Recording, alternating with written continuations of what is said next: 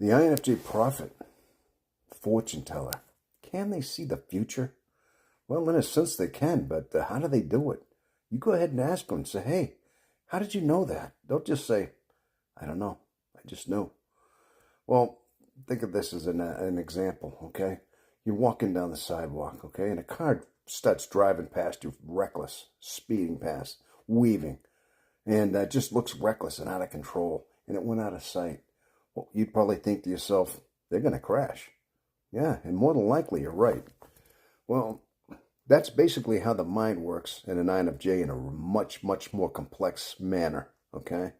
So what's happening is it's in their introverted intuition. Yeah, their most dominant function. Okay, it all happens in there. But they do gather evidence from their other senses, like their extroverted sensing, their introverted thinking, their extroverted feeling. They put things together. They use those as clues, as extroverted clues, and they put them into their introverted intuition.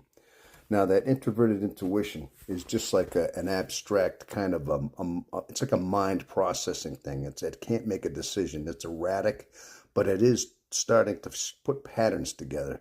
It's just putting clues together that it knows from its senses, and it's starting to almost compute it into its database. And it starts finding patterns, and it starts making connections and starts just looking for future outcomes and looking to see what the conclusion will be in the situation. And it's doing that almost involuntarily without even thinking. It's almost like its own crystal ball just in their mind. It's just kind of always working. Eventually, it comes to a conclusion.